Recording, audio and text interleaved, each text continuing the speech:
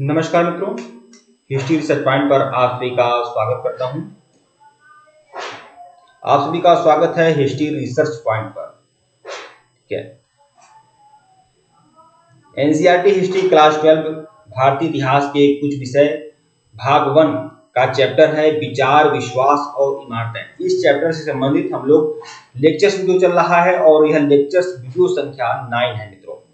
UPSC के लिए, state PCS के लिए, केवीएस के लिए, एनवीएस के लिए, एसएसबी के लिए, बीपीएससी, टीआरई 3 और 4 के लिए, यूजीसी नेट के लिए यह एनसीईआरटी की सीरीज बहुत ही ज्यादा महत्वपूर्ण है, बहुत ही ज्यादा महत्वपूर्ण है।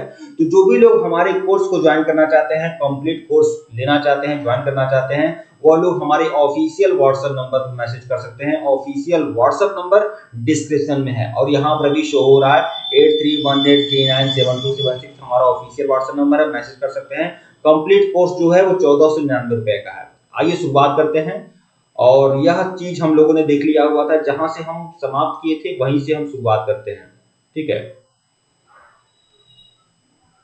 चैत्य और बिहार में हमने अंतर बता दिया था और इन सब के बारे में। महात्मा बुद्ध का प्रारंभिक जीवन, भगवान बुद्ध का जो प्रारंभिक जीवन है वह कैसा था उसे देखते हैं। महात्मा बुद्ध का प्रारंभिक जीवन, देखिए महात्मा बुद्ध का जो जन्म हुआ है वो 563 में हुआ है। 563 में महात्मा बुद्ध का जन्म होता है और 683 में इनकी मृत्यु हो जाती है। तो कुल मिलाकर 80 वर्ष की आयु तक यह महात्मा बुद्ध का जीवन काल रहता है।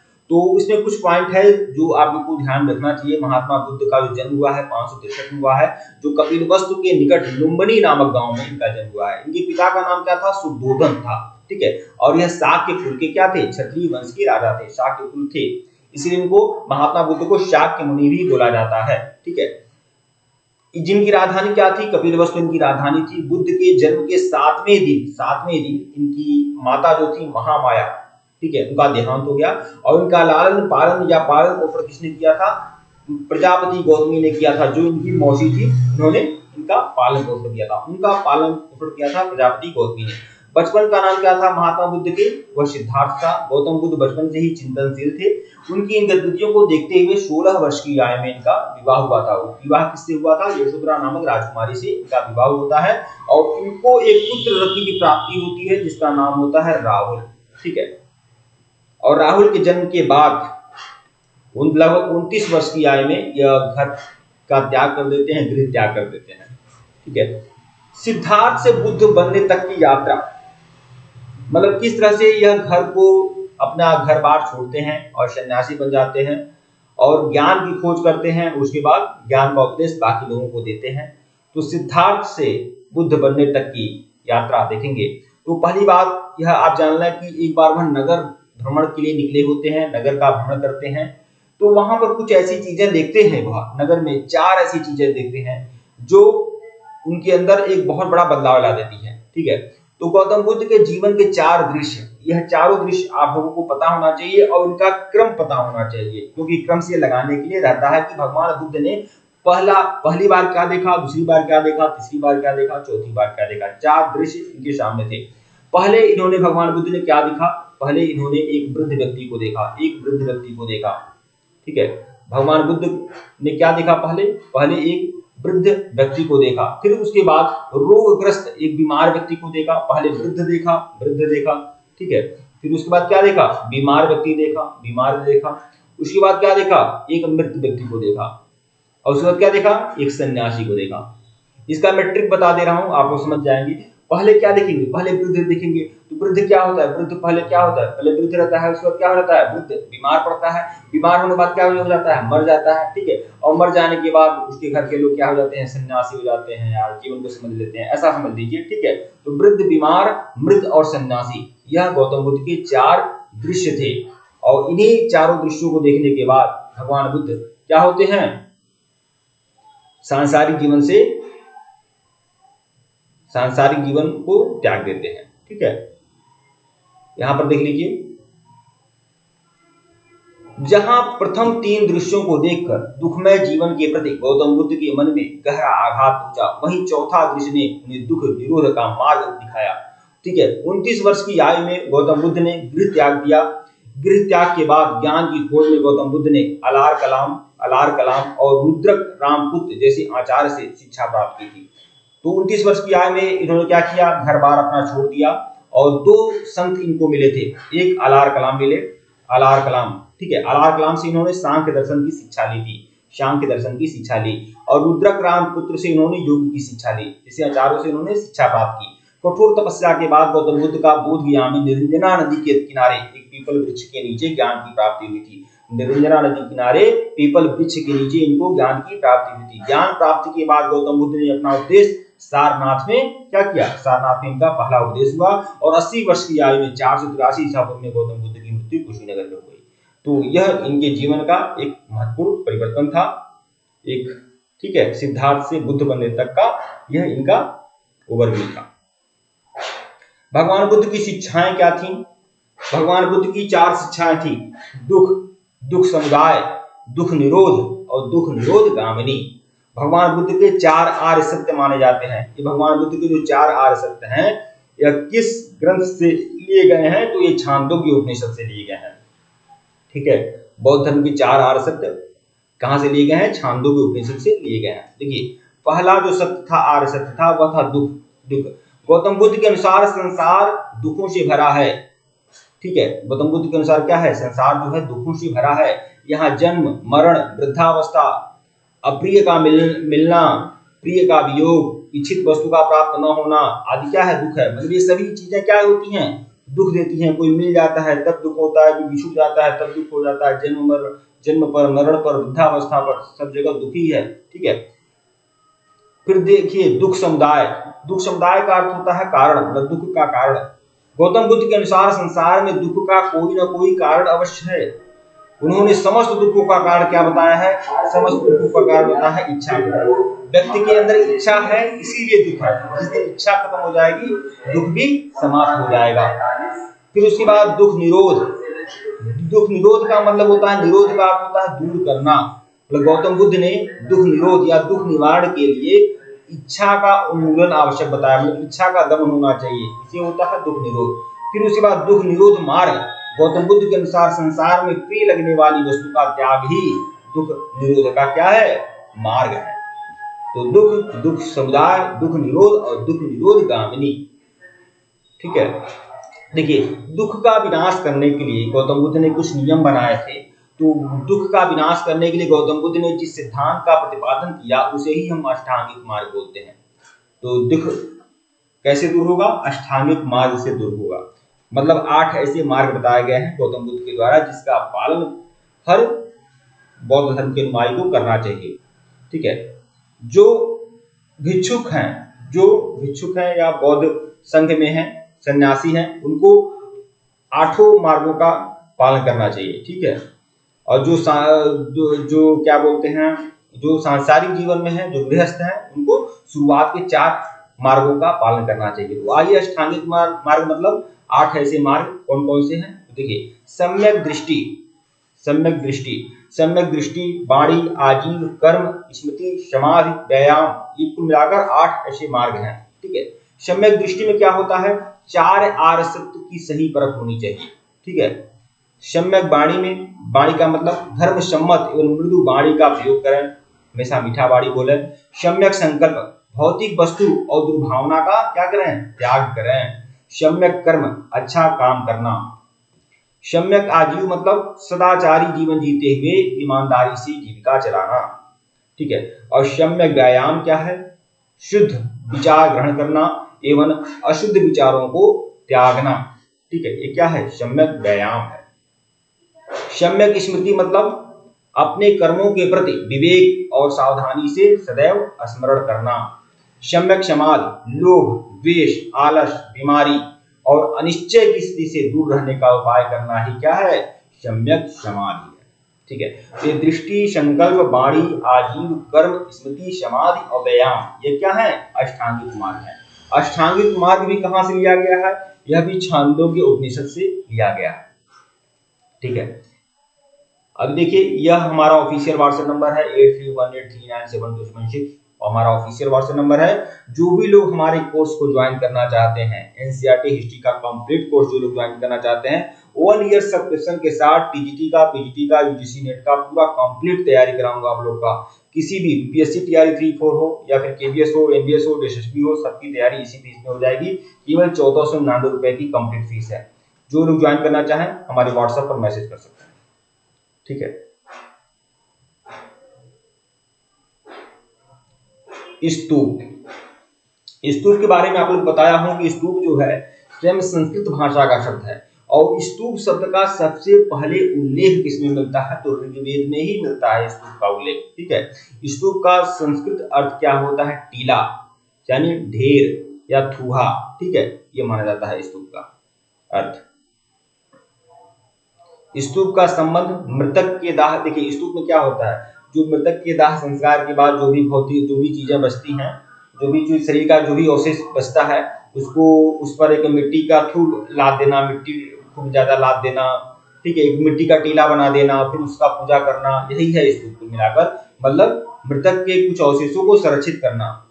स्तूप का संबंध मृतक के दाह संस्कार से है और मृतक के दाह संस्कार के बाद बची हुई अस्थियों को किसी पात्र में रखकर मिट्टी से ढक देने की प्रथा से क्या हुआ, स्तूप का जन्म हुआ, ठीक है। क्योंकि इस स्तूप में पवित्र अवशेष रखे होते थे, अतः समूचे स्तूप को बौद्ध धर्म के प्रतीक के रूप में प्रतिष्ठा प्राप्त हुई। पहले मात्र भगवान बुद्ध के अवशेषों को स्तूप, देखिए पहले क्या होता था, जैसे सम्राट अशोक ने किया था, भगवान बुद्ध के अवशेषों को संग्रहित किया और उस पर टीला बनवाया, मतलब स्तूप बनवाया, ठीक है। पहले तो भगवान बुद्ध के ही अवशेष स्तूप में रखे जाते थे, लेकिन उसके बाद भगवान बुद्ध के शिष्यों के अवशेष भी स्तूप में क्या करते, स्तूप में रखे जाने लगे, ठीक है। स्तूप कैसे बनाया जाता है तो मैं आपको बता दूं, जैसे ये आपका स्तूप है, ये आप देख सकते हैं। अब स्तूप में कई सारे होते हैं, जैसे ये क्या होता है, स्तूप का ये जो हिस्सा होता है इसे हम तोरण द्वार बोलते हैं, इसे क्या बोलते हैं, तोरण द्वार बोलते हैं, ठीक है। ये जो हिस्सा होता है इसे हर्मिका बोलते हैं, इसे बोलते हैं हर्मिका, हर्मिका, ठीक है, हर्मिका बोलते हैं। ये जो आपके ये जो पाया लगा हुआ है, रेलिंग बनी हुई है, इस रेलिंग को क्या बोलते हैं, वेदिका बोलते हैं। और यहाँ पर जो लोग ऐसे घूमते हैं, मतलब यह जो जिस पथ के रास्ते परिक्रमा करते हैं उसको हम प्रदक्षिणा पथ कहते हैं, प्रदक्षिणा पथ, ठीक है। तो स्तूप के अलग अलग भाग हैं। यहाँ पर देखिए स्तूप की संरचना, देखिए स्तूप की संरचना, स्तूप का प्रारंभिक स्वरूप अर्थ गोलाकार है, मिलता है। इसमें मेधी के ऊपर उल्टे कटोरे की आकृति का थूहा पाया जाता है, जैसे उल्टे कटोरे की आकृति का थूहा है ना, उल्टा कटोरा जैसे लग रहा है, ठीक है, जिसे अंड कहते हैं। इस अंड के ऊपरी चोटी सिरे पर चपटी होती है, जिसके ऊपर धातु का पात्र रखा जाता है। ये जो है देखिए, अब ये ऊपरी चोटी क्या होती है, यहाँ पर चपटी होती है, यहाँ पर क्या है, धातु का पात्र रखा जाता है, ठीक है, धातु का पात्र रखा जाता है, इसे हर्मिका कहते हैं, इसे ही हर्मिका कहते हैं। तो ये सब चीजें पता होनी चाहिए आप लोगों को। देखिए ये क्या है, ये हर्मिका है, ठीक है, ये क्या है, ये आपका स्तूप है, ये जो है आपको इतना ही केवल स्तूप है, ठीक है, ये स्तूप है, ठीक है। ये आपका क्या है, यह तोरण द्वार है। ये आपका क्या है, ये जो रेलिंग लगी हुई है वेदिका है। ये जो जिस पथ के में लोग परिक्रमा करते हैं उसे प्रदक्षिणा पथ कहेंगे, ठीक है, हर्मिका कहते हैं। अब देखिए हर्मिका क्या है, ये स्तूप का महत्वपूर्ण भाग माना जाता है।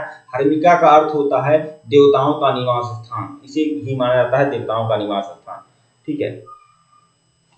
अवशेष जो होते हैं ये इधर होते हैं भाई, यहाँ पर होते हैं अवशेष, ठीक है, इसके ऊपर ही मिट्टी लादा रहता है।